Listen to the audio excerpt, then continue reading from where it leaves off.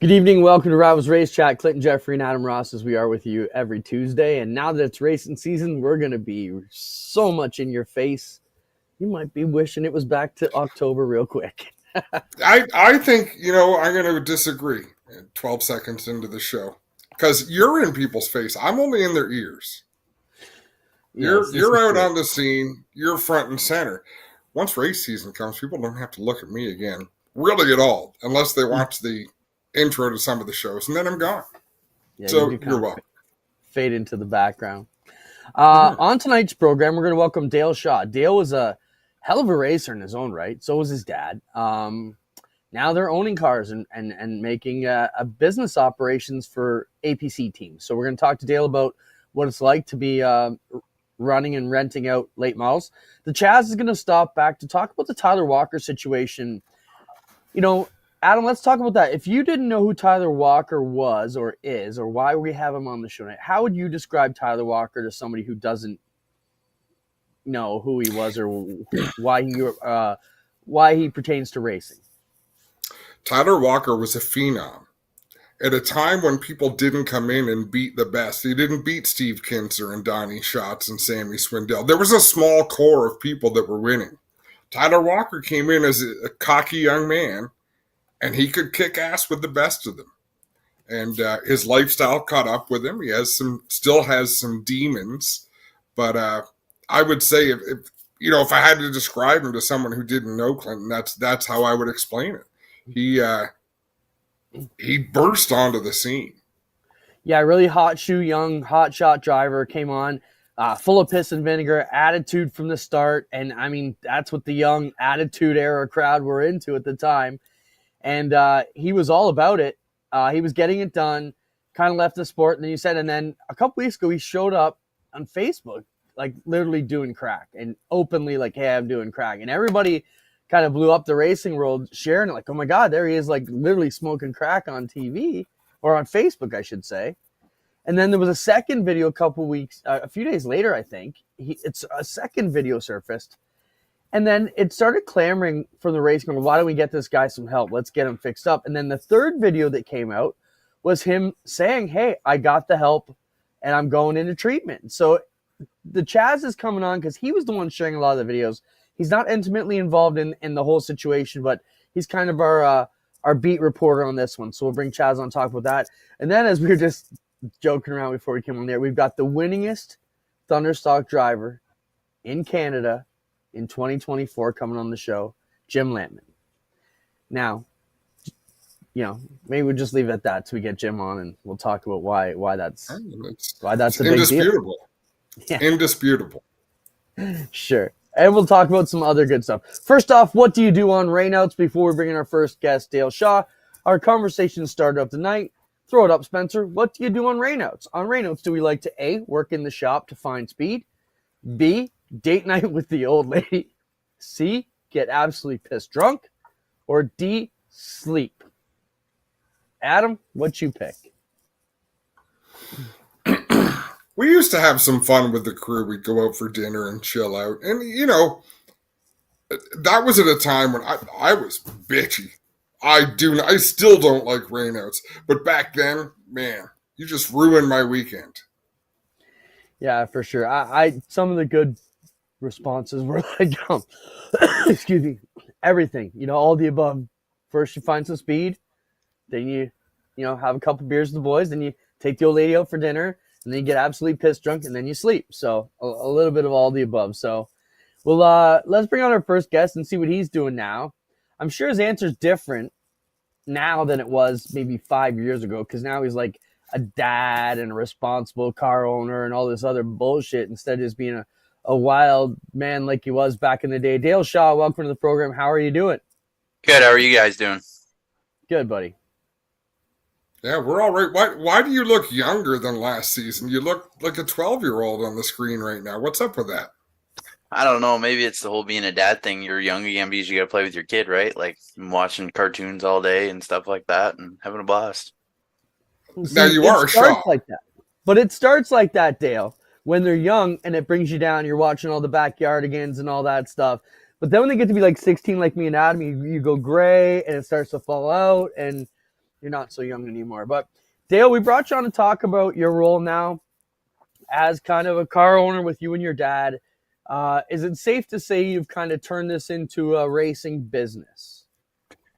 Yeah, it's we're busy, that's for sure. I'm really enjoying it. I can honestly say I think I had the most fun I have had in racing in a long time last year. We had some good success. I got to race once or twice myself, win some good money.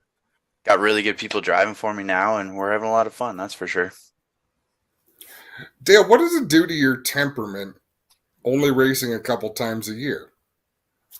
Um, to be honest with you, I like there's one thing I have a lot of people that make fun of me, but I live and breathe racing. Like I know exactly what all four of my shocks are set to on every corner of every race car. But in terms of my temperament, I went into last year thinking I was only going to race maybe once, twice. So I got to get the job done, right? Like it's not like, you look back at about 2014, I think I ran 27, 28 races. So if anything, I think I put more pressure on myself now because I'm only going to get to do it a couple times some years. So, but I still love driving though, and still competitive. So it's kind of cool to get the best of both worlds. For the last 4 years, Dale, we've been following you up and down pit road. I don't think I ever see you get wound up, and there's situations where even I'm feeling for you. Car has issues right out the box. We know you're renting these cars out. You got problems. Shit happens in racing, but man, the weight you must carry around. But I've never seen you get frustrated or agitated. What gets Dale Shaw really pissed off? What gets Dale Shaw pissed off? I get pissed off when stuff gets torn up when it doesn't need to be. When guys are upset for no reason, when guys are using race cars as weapons, because there's people in the sport who don't spend the 12, 16 hours a day putting cars together. And those are the guys that don't tear up race cars for no reason. It drives me nuts when people are driving into people, driving over people, using their cars as weapons instead of getting out of the car and talk about it after. That really pisses me off. But no, I don't get too upset nowadays. Probably the most mad I get is when something breaks, like something you can't expect. Like last year, we had a tire come off a bead for no reason. Never had that happen in my life. We had a seal go in a rack just in a weird spot, the seal that we never had go, and then we put a new seal in. It happened again. We put a new seal in, and it was fine. So I would say that stuff kind of pisses me off the most, I guess, is when you feel like you've done everything you can to give a guy the best race car, yourself the best race car, and then something just out of your hands that there's nothing you can do about it because racing's a tough sport, man. It'll knock you down in a minute. It'll pick you up and it'll knock you down. It'll pick you back up. It's unpredictable, Dale. How many cars have you shaken down this spring? We've got them all on track now. We've had a good spring. We had very, very minor issues with all of them. Yeah, so I put another car together this winter for myself. I'm gonna try and do some more playing myself this year. I said that last year going into the year I was planning on doing a bunch of racing and it didn't pan out. So, but yeah, no, we had 3 or 4 cars at Delaware. Everything went really good. We had good speed. I was really happy with kind of the direction and the thing I've learned the last couple of years is 10 years ago, 2014, 2015, we were running really good. We run the same 4 springs and shocks every racetrack. And it was almost like old school racing because we would just unload the race car and fine tune and go racing. And now these race cars are becoming so complicated. And, we need a package for Delaware and we need something that works at Flamborough. And we have our package for Sunset. And I'm kind of really happy with our Delaware package and my Sunset stuff. We've been really, really good the past probably 10 years. I really like where we're going there. So to answer your question, man, the spring's been good. Or, to be honest, the rain's bugged me the most this year. Like my cars are ready to go. We're ready to go testing. Just the rain keeps knocking us down. So, Dale, when you say you're going to be doing a bit of racing, so let's clarify that. Are you racing on APC events? so first comes first is the business. Like I enjoy giving guys fast race cars more than I enjoy driving fast race cars at this point in my life.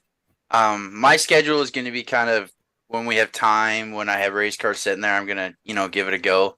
I think I'm going to run the Slaughter this weekend. I'm going to try and hit up the Sunset season because it's on APC off weekends. And when I feel like I can go to APC races and have my cars ready and set up and I can show up and do my job, which is to provide guys with the best race cars I can, I'll bring my own race car and maybe go out and qualify and see what I can do that night. But right now I'm just going to concentrate on the Sunset stuff and maybe hit 1 or 2 APC shows for now. Dale, you probably know this. What does it cost to take your car to Sunset, any speedway, and run a race? Like, you've probably figured out a number of Um, depreciation, wear and tear. What's it cost to show up for a race and be competitive? what does it cost? So first of all, it depends on if you're paying crew, right? Like if you're paying crew, you're paying somebody to drive the race car. Racing is not that expensive, and I said this for years. It's not expensive if you do it yourself. If you put the time in yourself, you do the work yourself. I'm lucky that I have a handful of people that are volunteer people still that will show up to the shop when I send a text message and come help me any day. Um, it's so hard to put a number because like I said, you have a rack go one week and that's a $2,000 bill, right? So, um, racing has not gotten how do I phrase this? The sport has done a really good job this winter of doing the best they can to keep the cost down. The tires cost the same, and the tires we're on cost the same. The fuel, the APC is doing the best they can with respect fuel to keep the cost down. Um, right now, I know there's a lot of conversations that I've been hearing about tire rules and stuff and allowing more tires, and the sport just needs to do a good job of not allowing drivers to spend money. Like if you can keep the amount of tires down, APC's keeping practice tires down and stuff like that. The Yeah. series and the tracks are doing a really good job of that, and they need to keep doing that because drivers will spend however much you let them spend, right? So that's, in my opinion, that is the key to keeping racing cost effective is to keeping drivers in check, I guess is the best way to say it. Speaking of those APC rules, they announced some rules of the rules, meaning that, maybe turned some people off, maybe made people have to make changes. So it's a two-part question. Were you affected by those changes? Maybe a three-part question. Maybe explain what those changes were. Were you affected by them? And do you think they're going in the right direction with this? Yeah, I mean, so the big rule change was the motor offset rule. It's been talked about a lot, kind of behind the scenes of racing. Um, it is a big change, and I can see how people are frustrated by it. And I think the people who were frustrated were the people who have to, without a better way to say it, get a credit card out to abide by the rules. So, it wasn't a big deal for our shock cars. Like our motor offsets weren't crazy. Daryl has been really good. We've had a good dialogue back and forth. Um, I don't, I don't know if it's a good rule change or not. I haven't, I don't know. All I know is that as long as you're keeping the car safe, you're keeping the engines in the middle of the car and keeping them away from the drivers. I think that's the main thing. But rules are good at the same time. We've talked about basically what we're trying to do up here is they're trying to make our cars as close to down south as they can. And I think a good rule we have up here is our transmission rule. It keeps our transmissions cost effective and keeps our cars cheap. So I think the rules are good as long as they're enforced the right way. And I'm okay with the rule changes were made this winter.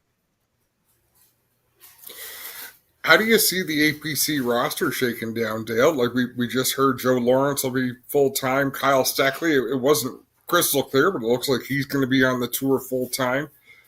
What's the landscape going to be? Who's the favorite coming into the season? So, I think this year is gonna be a lot of fun because I think the middle pack is getting better and better. That's the one thing. Like I know there was a couple years of APC where Joe dominated and JR dominated and Brandon dominated, and I think it's as close as it ever has. I think, and this is just me guessing, is I could see a good 24, 26 cars at the first race at Sunset. I know I'm gonna have quite a few cars for the first race. I'm gonna try and run it myself as well. I think it's going to be okay. I think that a lot of people freaked out when a couple guys posted they weren't coming back. But if you go through the years, a couple guys leave and a couple guys show up every year. So it's tough. It's tough to stay on the tour because the biggest difference is I think I was talking about it before, but the cars are getting complicated and you need 5 setups for the 5 different racetracks, right? Whereas when APC started, we ran the same thing at all 4 racetracks. I said that already, but that's the biggest difference between touring and weekly racing is you got to be able to show up to a racetrack and be on the ball and be competitive right away. And I think it's going to be a good year for the tour. Honestly, I'm looking forward to it. I know my guys are really looking forward to it. And I'm excited because I feel like my cars are as good as ever at the racetracks we've struggled at the last couple of years. So I'm really looking forward to it myself. Let's talk about your drivers. You got Junior Farley still behind the wheel, Eric Della Riva. Let's talk about how that goes. How's your relationship with those guys? As a talented racer yourself, how are you coaching them? What's the biggest lesson Dale Shaw is passing on to a guy like Junior Farley, if anything? So the biggest lesson I've learned, I got to start with the lesson I've learned personally, is no two drivers like the same race car. When we started doing this program, me and Eric would show up to a racetrack with the exact same car, and we'd have complete opposite feedback. He would say the car would be tight in this area of the corner, and I'd be loose in this area of the corner. So the biggest thing I've done with those two guys is I have a notebook for each guy now. So I know going to each racetrack what each guy needs to be competitive and what they need. But in terms of Eric and Junior, they've been awesome. Like we've had so much fun. Usually I take one of them to try and test at each racetrack throughout the year just to learn stuff.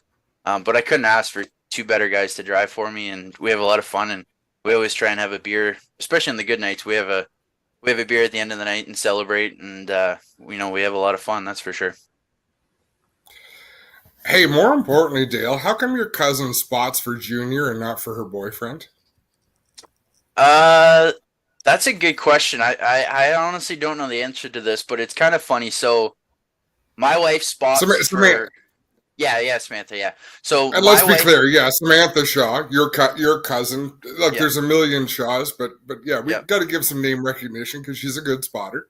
So I have a couple cool stories to tell. So we decided I ran the 2 races last year in the car that Junior Farley runs regularly, and I needed a spotter.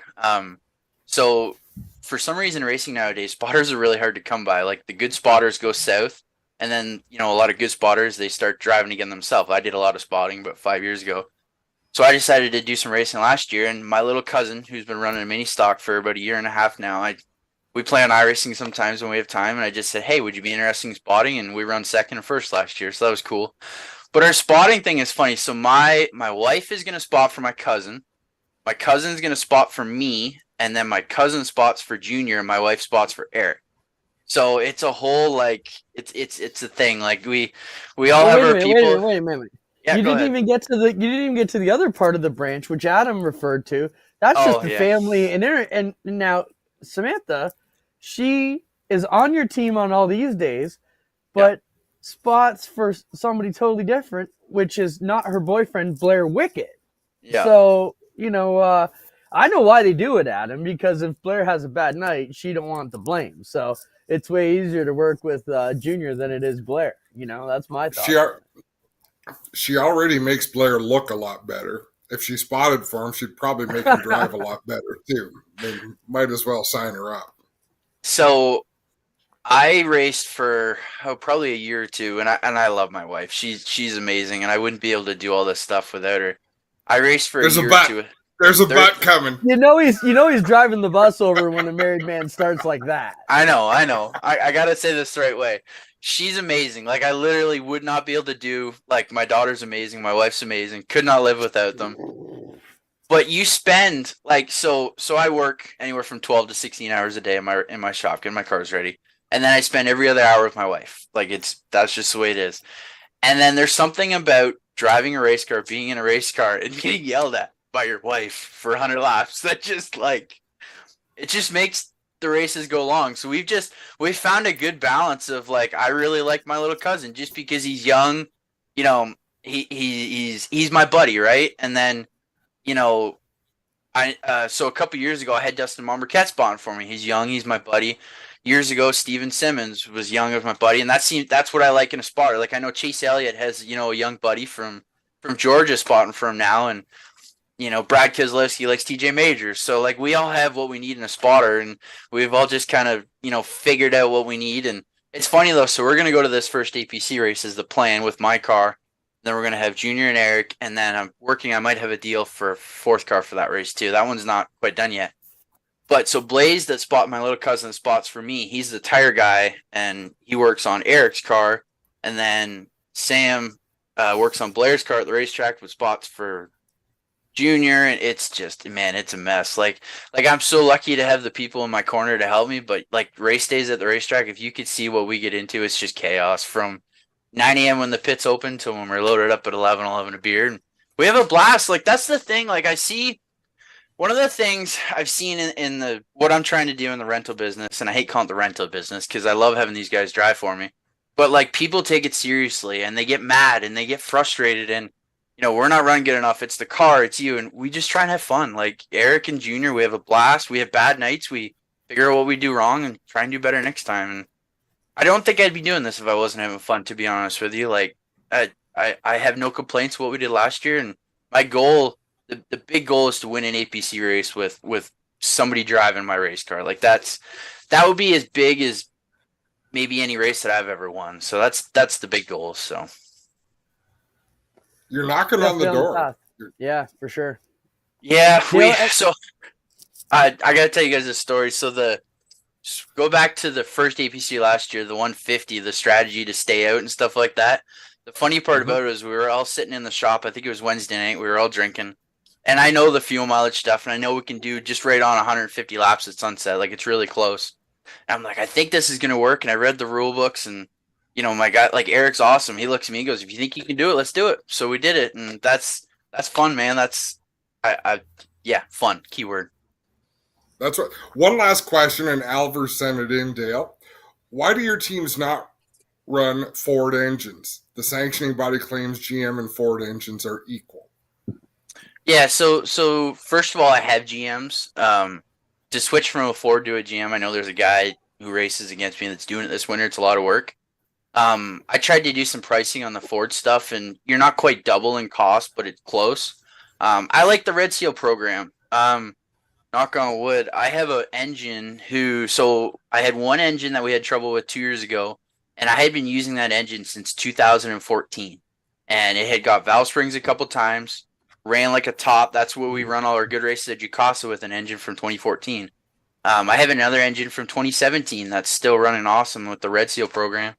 The rebuilds are expensive. I've gotten some quotes from some builders. Like you're talking about the cost to buy a new motor, to have a motor rebuilt. So to answer the question, we have GM stuff. We always run GM stuff. My dad was a Ford guy growing up. I think both my dad and my uncle would love to have Fords, but the GM program with the Red Seal program is just the most cost effective. And I guess my other thing is I always try and for years we always ran the lightest weight engine package possible.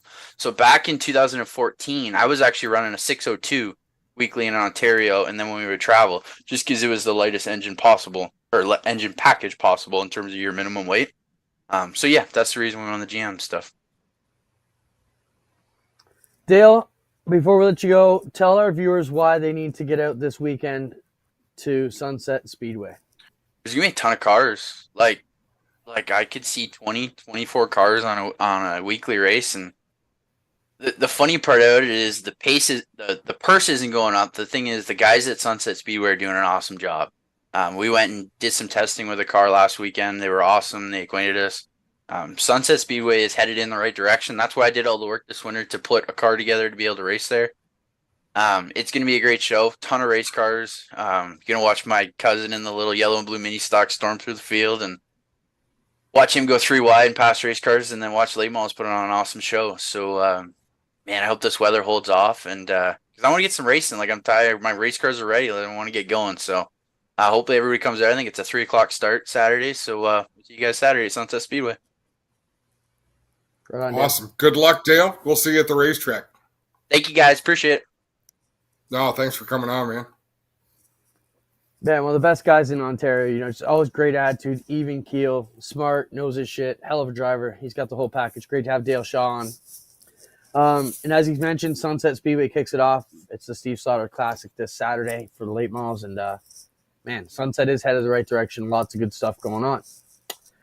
Adam, we had fun at our media days on the weekend. We brought in the APC drivers along with the top 10 mini stock, crate, and thunder stock drivers in the top 15 360 sprints in to kind of help out our media package a bit.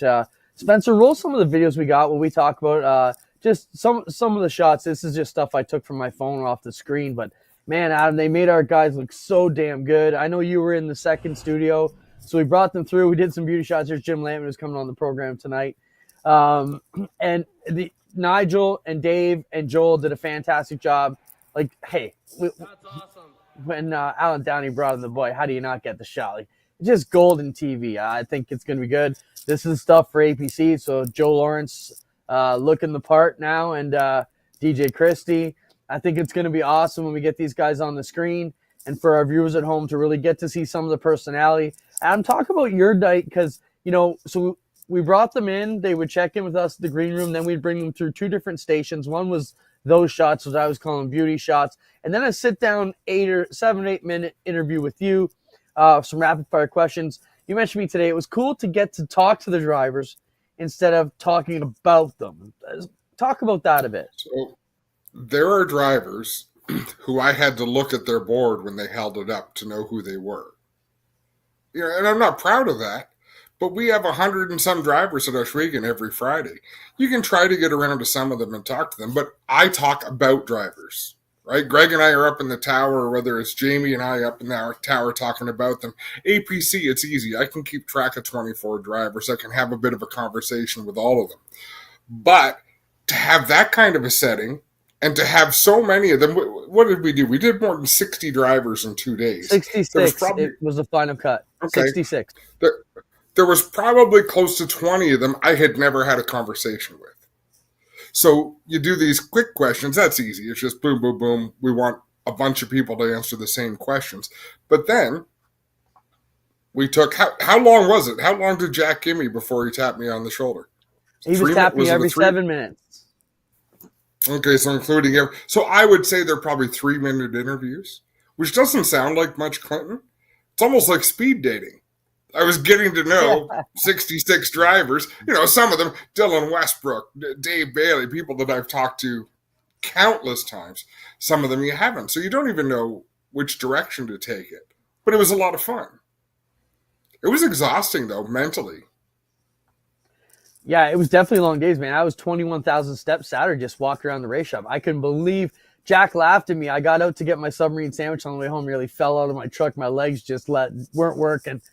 And, man, just don't get old. But what a great deal was. I thought it was awesome to get to see the drivers. And, when we pieced it all together, some rapid fire stuff, like, what's your favorite movie? If your car had a, oh man, I got some of them here. They were just great. But if your car had an attitude, what would it be? If your car had a theme song, what would it be? I think a lot of them were stumped, but when we edit it all together, it's going to be great. Yeah, no. Actually, the first person to answer all of the questions, I believe, was Lane Zardo, and he was among the final 10 or 15 people to go. Nobody else answered them all, and that's fine. You don't expect them to, because we're taking people out of their comfort zones. Wait till you see the promo lane cut. It was awesome. Everybody else, I could barely get them to bring their helmets. And I think someone might have forgotten a helmet. I was texting Alex Nagy, like, someone left this brand new, beautiful helmet. So if you left your helmet there, let me know. Yeah, we did have a fire alarm go off. We set the smoke detectors off at the GSR shop. It took us 30 minutes to figure out how to silence it, but we got through it. But no, I thought it was great to get all these guys in and to see them. I just want to talk a bit about Adam. We gave the United Racing Series about 20 to 25 spots to fill. And then for us, we had the rest for our Ohsweken top 10 and top 15 in the 360. And, it's so difficult to not bring everybody in, so I'm sure some of the drivers felt left out. But, I mean, from the promotion side, hey, get in the top 10. You get to be in all the promo stuff. Hopefully this inspires some drivers to come out and race with us. And for the ones we already got, hopefully it inspires them to be better so they can, get into all this deal. And, everybody's a great story at Ohsweken. So it bums us out not to be able to get everybody in, but I think we're on the right path. They have their chance, Clinton. This Speaker's Corner deal. So as we start showing some of this stuff, and people, if you're jealous or if you're thinking, man, that could be really good for me and my sponsors, step up to the camera. Every Friday night, you got your chance.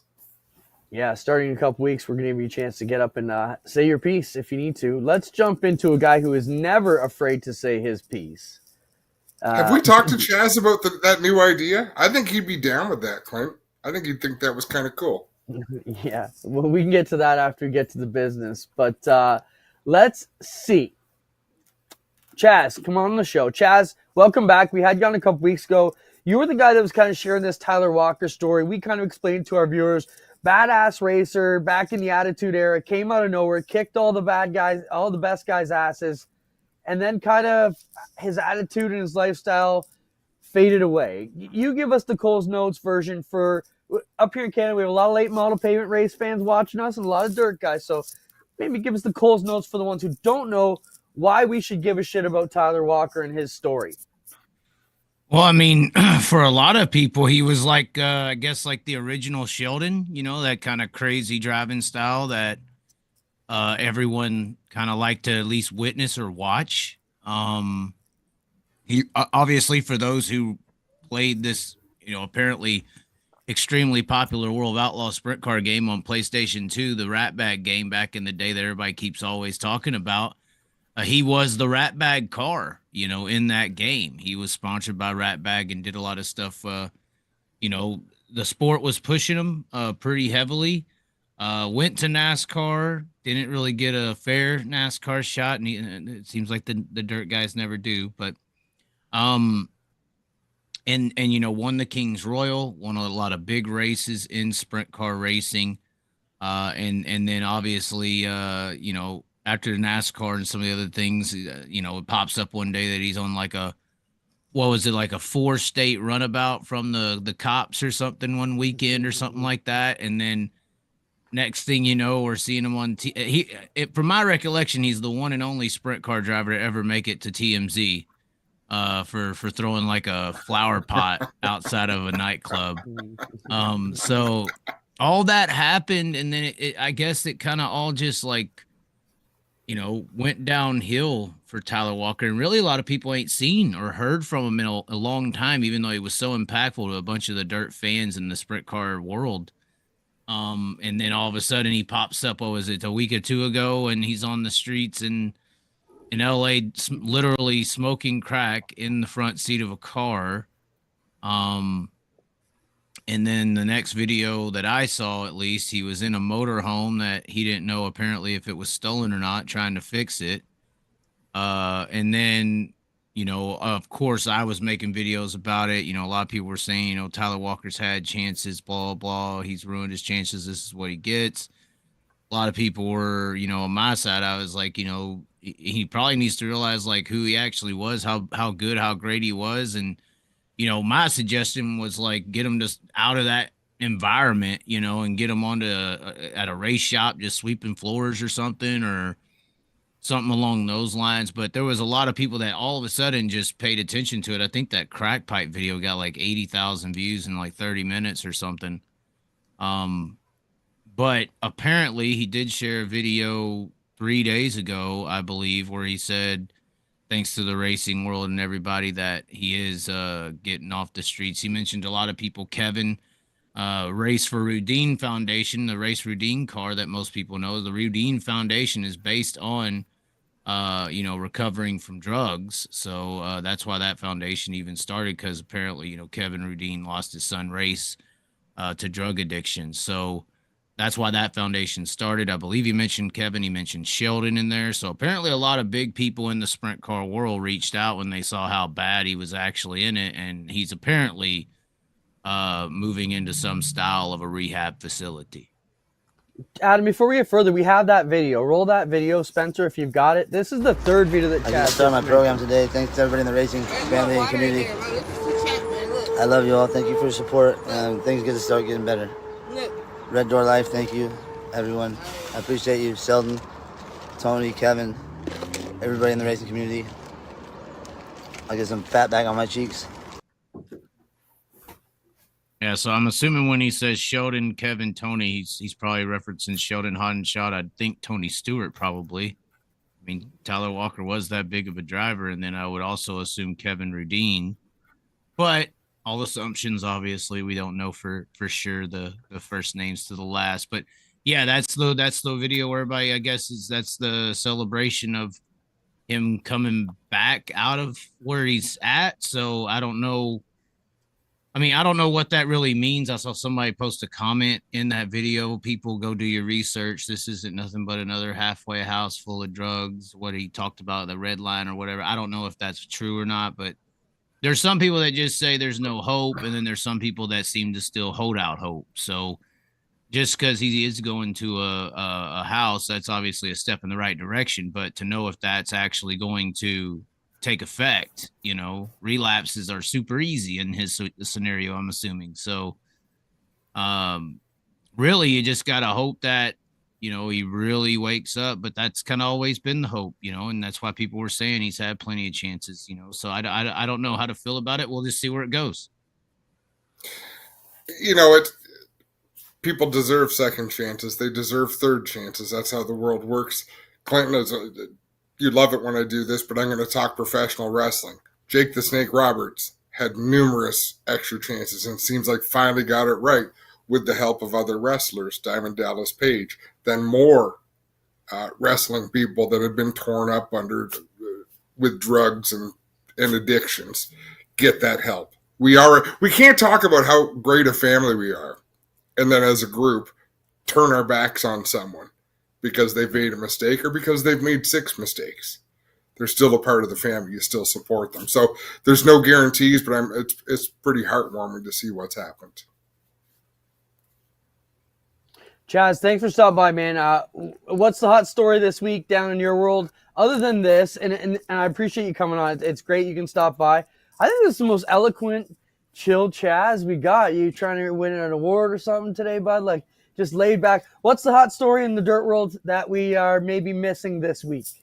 Oh man, I'm probably not chilled. I'm probably wore out. I did like an hour and 50-minute live earlier today and edited like 10 shorts and 4 sub clips. And I guess what's happening in the dirt world is everybody's losing their bonkers over Corey Day going asphalt racing, apparently, and winning that Hickory race. Although apparently that Hickory race only had 12 cars and there was an invert that had them start on the pole. I guess that's still a big deal, but I just say, I mean, why don't we, why are we not supporting, Buddy Kofoids or somebody who's young and a star? And why are we okay giving our stars away that we should be building our foundation of our stars on to build the sport? I just see it as such a giveaway of talent and people instead of believing in ourselves and becoming self-sufficient. But there's that. And then I guess, Anthony Macri just destroyed the PA scene this last weekend and they're all freaking out, I guess, is how great he did it. He was even like heavily teched where I was just trying to say, hey, he's showing y'all how far off pace y'all actually are right now. And then there was a show with Kenny Wallace and Michael Rigsby talking about money over talent in NASCAR, where Michael Rigsby actually gave me a shout out, and I was talking about that video as well. So, and then tomorrow night, obviously the biggest decision, or I ain't talked about this, the biggest dumb decision in streaming history, the High Limit Racing Series and the World of Outlaw Series is going up against each other on a freaking Wednesday. I don't know why they couldn't figure out how to not go up against each other on a Wednesday, but that's happening tomorrow. Of course, Brandon Shepard, super late model star, making his sprint car debut with the World of Outlaws at Jacksonville tomorrow, while High Limits racing at 81 Speedway tomorrow. So I just don't understand why that's happening, but it doesn't sound smart to me. Makes sense. That it doesn't make sense. Good points, man. Adam, anything else for Chaz? No, man. Thanks for stopping by. What was this idea you were talking about? What's this? I'm in PA now, so I'm listening to ideas.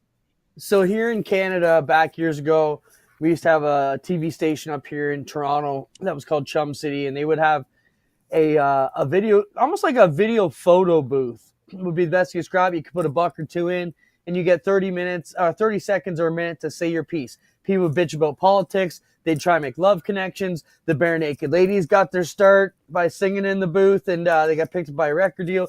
It was all kinds of craziness. So Adam had this idea on social media where we're going to set that up in the pits, where we'll send in the story makers of the night in to tell us their stuff, and we can edit up for social. But then we're going to do a charity deal where, anybody in the pits can throw $5 down, get on the camera, and spout off about whatever pisses them off, whether it be me, the manager, our new race director, the flagman screwed them, the track was circle, it was brown, whatever they want to bitch about tonight. we'll edit, and I'm sure we'll get a couple good clips to throw out there each week, either here or on social. And what would you think if everybody in the pits could have their 30 seconds of fame for $5? That may be the fix to this, kind of monotone sport where nobody says what they think. I mean, all you need is a few guys willing to go in there and spout off to really have some amazing content to build up to the next week's race. I mean, that's a really good idea, actually. You can make a documentary with that one. It's only good if it works, brother. Because it was Adam's idea, and now I got to give him kudos for it too. That it was a good one. Yeah, it's good. We win as a team, we lose as a team. This one's got some potential. I've had 100 ideas that sucked. That's a good one. That's a good one because now people are gonna. It's still hard for people to voice their opinion on camera, but as long as they know that's what they're walking into and signing up for, you'll definitely get some good content, I guess. Before they go, Chaz, the other thought process, we always got that one good story that us as announcers maybe miss.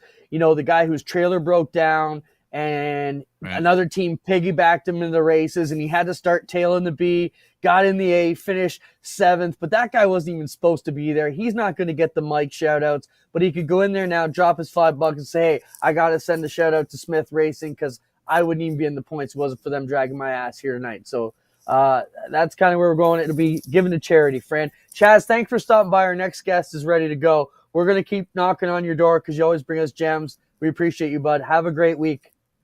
Thank you as well. If anybody wants to keep up with it, Chaz on YouTube. Check it out. Yeah, that's where's your socials? Chaz on YouTube. Anything else? Long live the Chaz on Facebook. Long live the Chaz on all the other socials as well. So that's it. All right. Thanks, Chaz. Have a good night. No problem. Bud. You as well. Jim Lamman will be joining us hopefully shortly as we get into it. Wow, that was a pretty smooth Chaz there tonight. Impressive. I thought it was good. He can't always be on the chip. Otherwise, it takes away from the times he needs to. No. Kenny Wallace is probably the only one that can pull that off. Like you gotta come in level sometimes so that when you do have your moment to really escalate something, people are like, holy shit. He's on fire. He's on the rev chip tonight. We got a bunch of Burger Barn videos of the week, but we're not ready to jump into yet. We're going to talk about some NASCAR Canada stuff, talk about clean up your mess, and we'll be back to the dreaded finish line debate once again to close out the show. Before we go any further, let's bring in the winningest Thunderstock driver in Canada so far in 2024, Jim Lamman. How's it going, Jim? Hey, doing good, guys. Jim, I would be remiss if I didn't say I'm shocked you figured this out. I was worried Karen must have helped you, no? Yeah, I heard in the background. Go ahead, Adam. You know the crew chief's here for more than just her cooking. Yeah. Jim, you look so cool. You should be sitting there in some kind of a bathrobe and a pipe lit. I tried telling the wife that earlier, but she wouldn't go with it.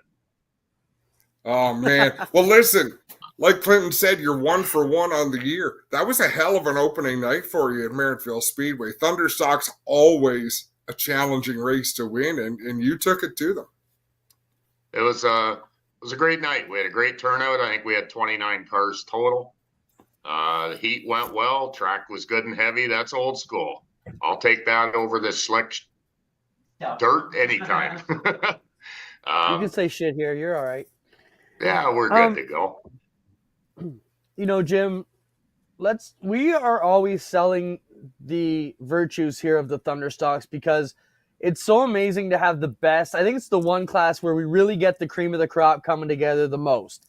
You got Shaw from the West. We got the Brighton boys coming up, whether it be Ramsey or those guys. We got Bailey. We got you. We got Beagle. We got Murray. We got so many great guys battling right there. At so many different places. Like, why are the Thunderstocks so freaking cool like that?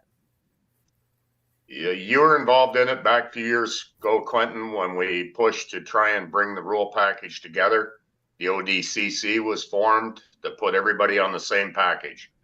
Back then, we built a second car, so we had one that was compatible at Oswego and one that was compatible at Merritttville. We were changing fuel cells, carburetors on Saturday mornings to meet the rules. as far as I'm concerned, we fought for it hard back then. You were a strong supporter of it. When we got the ODCC in, I think that's what really brought this class to where it is today. The competition, like you said, we can run 4 or 5 different tracks, all under the same rule package. You can go and be competitive. It was a shame we lost Ransonville a few years ago. But I mean, the crew we have here in Ontario, the cars have really stepped up. The drivers have stepped up. It's a very competitive class.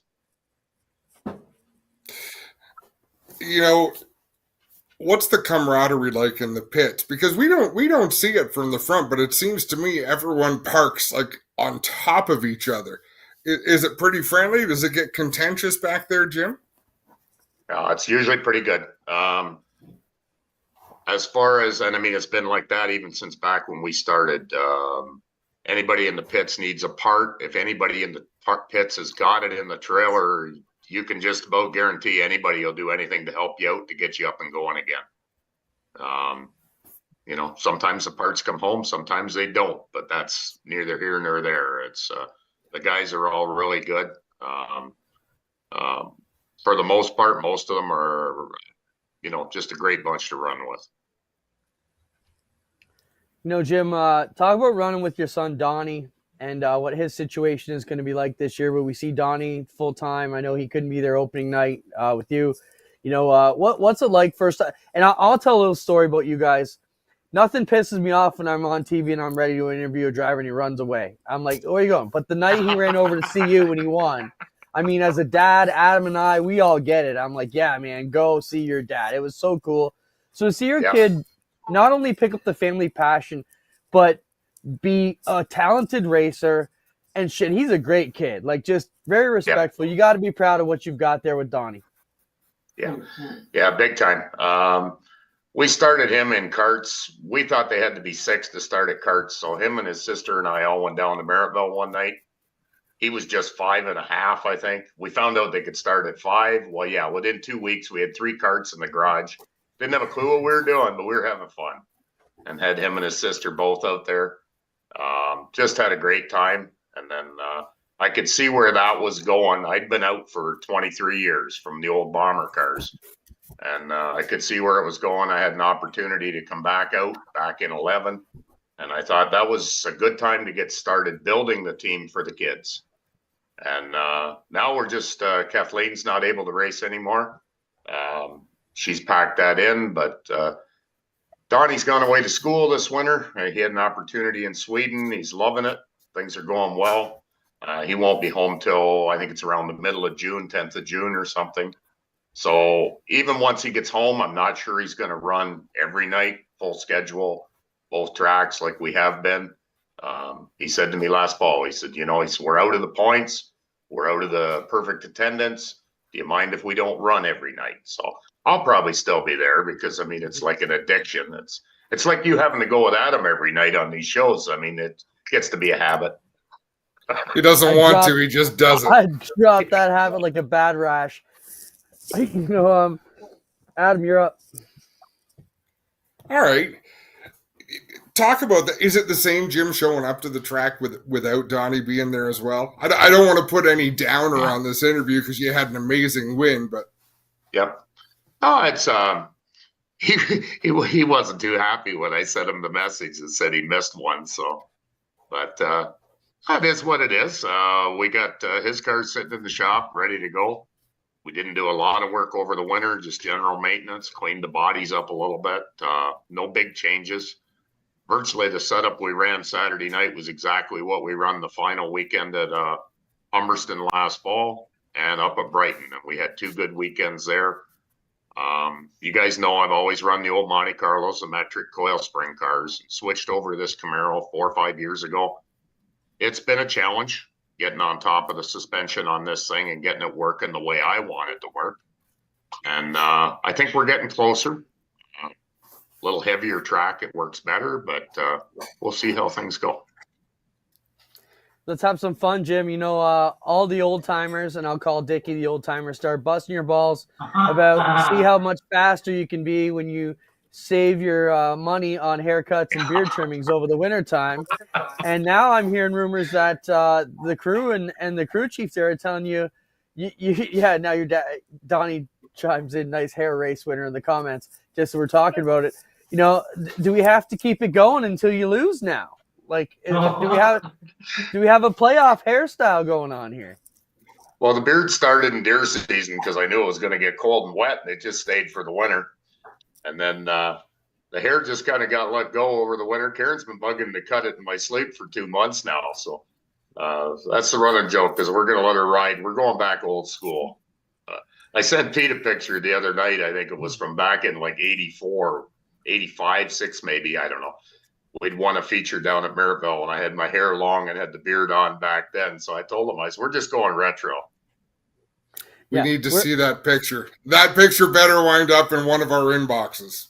I got it somewhere. I could probably find it. You know, the joke was I heard Dog the Bounty Hunter was going around. I hope that's not an insult. Yeah. You know, and then the best part about it, because Adam, you were doing the second part of the interviews, was we got some good hair flips in those beauty shots that are going to be gold come the middle of the summer. So it's going to be exciting. I got to tell you, this hair is probably not going to make it till August.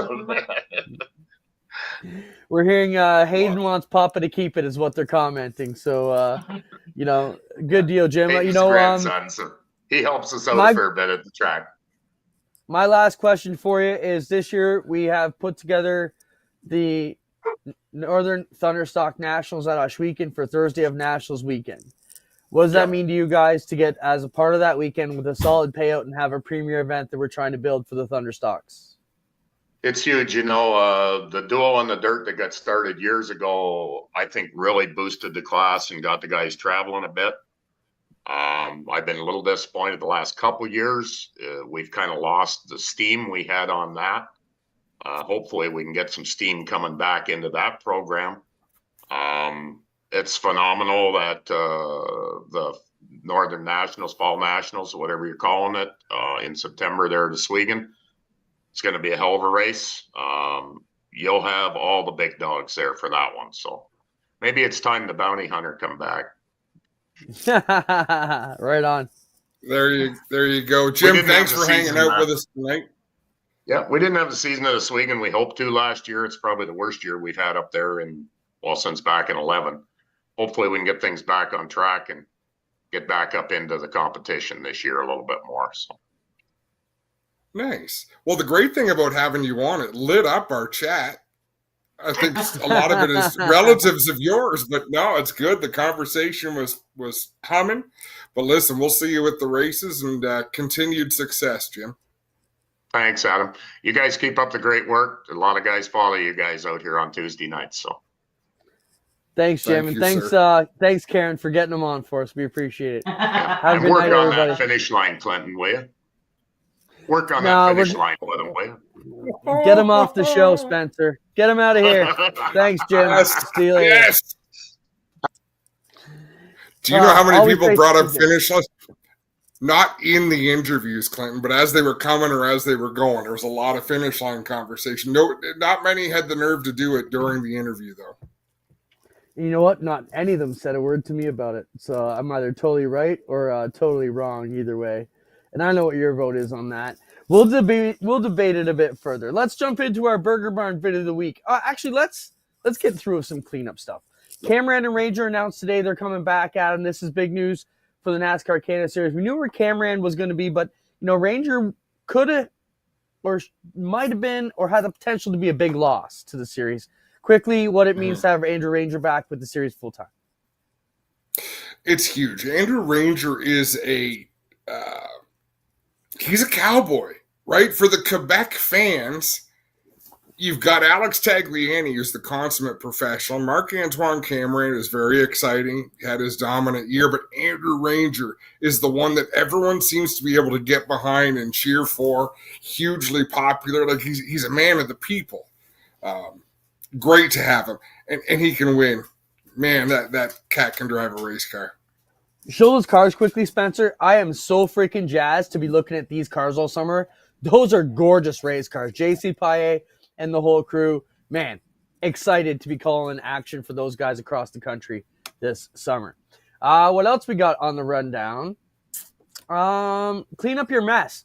This is a bit of housekeeping before we get into housekeeping. Roll it up there, Spencer. Rolling Plains Speedway, I think it was. Yes, Rolling Plains Motor Speed. Yeah. Attention the pits. We're currently are getting full at the lost and found department. Good underhanded comment here, you racers. I can't imagine anyone not missing these items. We will do our best to make sure they get back to the rightful owner if at all possible. As much as we love them, we can't afford to keep them. So these are race teams dumping tires in the pits and just driving away. Do your best to help the race owners out. If you can't take them with you, ask them. Maybe they do have a use for them for their go-kart track or something. But communicate. Don't just pollute. That's my word. Well, as we get to the tracks in the summer, try and take care of everybody's backyard. And once you see one team do it, right, other teams are going to think it's okay, and it becomes a big problem. So I'm glad they made that post, and they didn't call anyone out by name. Like there was a lot of class shown in the way they wrote that post, a little bit of humor. The second one, I would start naming names. I like it. We had a problem in our pits with polluters a couple years ago, and I see Chris Dickey in the chat, and I remember we had a drivers meeting, and I gotta love our guys. It's a story I always tell. Chris Dickey and some of the elder statesmen said, "No, this meeting ain't over until you tell us who it was, so we can fix it right now and make sure it never happens again." I'm like, I don't need nobody getting killed. I think they got the message, but I appreciate the family stepping up and helping straighten out the troublemakers. We'll jump into finish line debate, not long, very quickly, but another example was sent in. I believe Cole Butcher sent this one in. Let's see it. It was a finish line, close racing, and I just got one thing to say when Spencer puts it up. I don't think I want to know what the transponder said in this situation. Do you have that picture, Spencer? This one. So, okay, there's your finish line, your photo finish. A lot of issues here. Did the transponder line up at the perfect time for that to be right? Did the transponder match those issues? Those are questions I have. Is this a photo, an actual official photo, or is this just a photographer kind of maybe standing in the right spot? It just makes me nervous, Adam. It makes me nervous. No, 100%. Anyways, we'll still keep looking at it. I believe there's going to be a day when, and I've often said this about, because we try and use the transponders for like the enduros. I've often said, why can't we get some type of sensor we can put at the finish line? Put like a sticky thing on everybody's roof, a little antenna, and it should be able to calculate the nose, and we could get it down where, let me put it this way, there's hope. You might get your deal in the future. Technology. We're not ready yet. Let's jump into some fun Burger Barn videos of the week to close off the program. I don't know where we're at. Spencer, roll it. Wait 1 second. Just roll it. Oh, no, this is the last monopolized.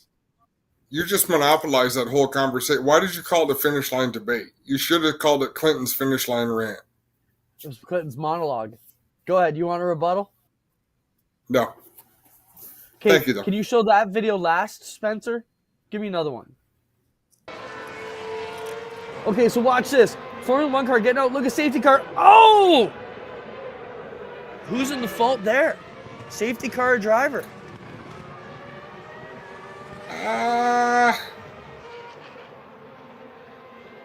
Look at this guy. Boy, hard to say. What happened? I don't know. You want to assume that everything is working at all time. All drivers have all communication. That is not the case. It's just not. So if that driver doesn't get the memo, road racing has localized flags. So we saw the flag person at the exit of the corner, which does no good because the driver's already in it. What was going on at the entry of the corner? I love the comments. It's Doug's fault. Doug doesn't even work for us anymore. He's probably watching though. I think as a safety worker, can we see it again, Spence? As a safety worker, you got to be looking in your mirrors, man, before you just pop open the door. No matter what you're driving, even yeah, I think he should have. Well, I'll tell you this, Clinton. He's not expecting the car to go up past him on the grass, though. You're not expecting the car to dive down there. You're just not. Yeah, I think that's on the driver. Why did the safety car park in front of the race car instead of between the race car and the potential problem? Normally, you will use the safety vehicles to protect yourself right? So when you see, and this is how it's trained. So if you see a safety vehicle pull up to the scene of an accident, it will park before they get to the accident. The workers get out and walk ahead of the truck. So if something comes and makes contact, it's going to hit the truck and not the workers. So why would that safety car protect itself, shielding itself with a race car, when it should have parked before the race car to protect the driver of the race car? That's their job, protect the driver of the race car. But I show it one more time, Spencer. Can we see, is there any other flag except what's at the exit of the corner? Well, Fran says the corner flagger has the red out. Right, but that corner flagger, you don't see it. Like that corner flagger needs to be the one prior to that, a couple hundred yards the other direction. Right? Yeah, you can't wave a red flag at the scene of the... I think when the flagger, by the time you realized he was coming, yeah, that's definitely an old clip. It's from 2011. We just collect stuff, throw it in the bin. If it's worth chat worthy, we'll talk about it. What do we got now, Spencer? Give us another one. Okay, I would love to try this, but I think, you bitch when we race carts, I have to race for the sack of potatoes. I want the extra sack of potatoes for this. No engine kart racing out of this except that guy did that. But look at this. They're just downhill soapboxes, and it looks like a freaking blast somewhere over in Sweden. Look at the track map. Look at the track map. How long is that track? Long enough to have some good fun, and I bet you get shit mixed if you wreck these things. Look at that cliff is right there, man. Yes. I want to. Do we get to see them get to a hairpin? Because there's a few of them. I think we can watch it as long as we need to watch it. Oh, look at that one. They're right cooking now. Around that turn. So, are they So now they're going to come up to a left-hand hairpin. Oh, they got sidecars. Look at, there's 2 per cart. Oh, in all of them? Rock, paper, scissors for who's pushing and who's... Yeah, look at, they're like 2-man bobsleds with steering wheels. I'd be throwing bananas out the back of ours. You can bet on it, bro. I'd be wondering where your banana was riding shotgun. All right, enough of that. We'll hold on. 2 more turns. Look at that hairpin coming up. We got a good swooper here, but the next we got to get to that. Oh, it ended. Damn it. The worst tease. All right, what do we got now? 90 plus K down the French Alps. Oh, look at this. Look at this. This is not how you show your displeasure to your fellow drivers. Let's just go for a ride. And then he jumps off. I thought this was at sunset for a minute. Doesn't that booth and everything look like sunset? Yeah. I can't blame the driver of that car. My dad tells a good story from back in the day when someone jumped in his mini stock, probably at Humberstone, looking to scrap. And Dad said one thing, just grab him by the hair, drop that clutch, and when he's hanging out the window and I got him by the hair, and then you jam on the brakes and he slams off the door bar and you throw him out and you drive away. That's how you handle Junior that Hanley has a story. Was it from Mount Clemens? Where he did that. Someone got into his car, he grabbed them, drove them to where it was convenient for him, and dropped them off. All right, what else we got, Spencer? We're overtime tonight. Oh, so what a cool story. Go ahead. Larry Jackson and Wendy Montgomery have been together for well over 20 years. Never married. So they set this up. Wendy was throwing a surprise birthday party for Larry. So she sent out all these invitations. It was a big deal. Turns out the surprise was actually on all the guests because she asked him what he wanted for his birthday. One or the other. One asked the other, what do you want for your birthday? You know what? I want to get married. So they set it up as a surprise party. Nobody knew what they were showing up to. And then a wedding ceremony breaks out. No, super cool. Congratulations to both of them. Larry's just a great dude, man. One of the best guys on the NASCAR Pinty Series. All the best to him, Wendy. I love that. What a great way to pull a fast one on your buddies. They think they're all being hush-hush and don't want to talk about it because it's your birthday party. And I said to Joel, I said, it was racers. I mean, was anybody online? He said, no, they got the word to enough of us to not show up in ripped jeans looking like racers from the track. So, because no offense to Larry, but Larry has shown up at a very formal event in a racing suit right from the racetrack. I don't remember what it was, but I know that definitely went down a few years ago. So they knew what they were doing. But congratulations to the Lovebirds on their honeymoon this week, and we'll be seeing Larry in a couple weeks at CTMP to get ready to go. What a great show, Spencer. We got to send a shout out to our crew. Adam, you did great work this weekend. Everybody was there. Jack, TJ helped out. Nigel, Dave, Joel, Daniel, Spencer, Jeremy were over at the Speedway. Man, we had a full crew. Spencer Did you and say Jeremy Jack? had spent, yeah, three days they were at the Speedway getting set up for opening night, and another one still to come. Spencer messaged me last night at midnight and said, "Is it okay for me to take the buggy back to Glenn's garage?" And I'm like, "You're still there?" I said, "You can't do that. They're gonna think you're stealing it."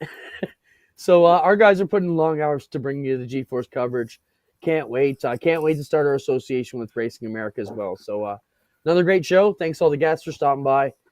Thank you, Adam, for good work as well. Fun to Practice be next week here. is Friday. Let's do it again next week.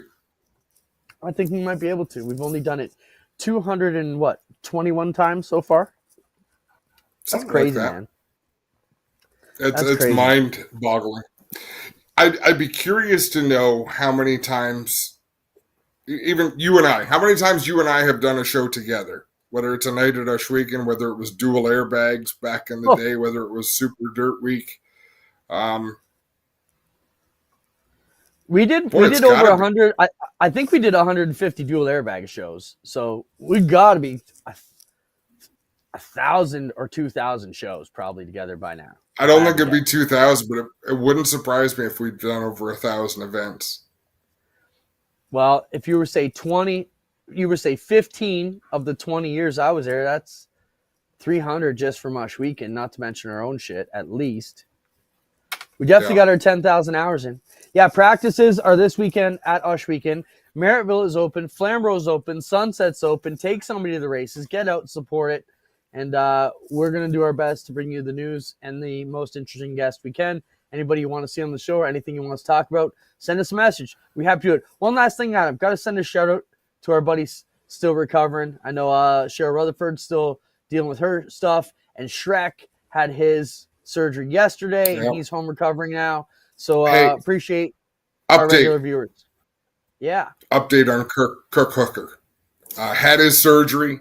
He's into recovery now. He'll be going in to start chemo, but I guess the surgery went pretty well. I chatted with him a bit last week. He seems to be in good spirits, so that's pretty exciting. So lots of people needing our thoughts and prayers, and we're sending them out to him, all the positive wishes we can.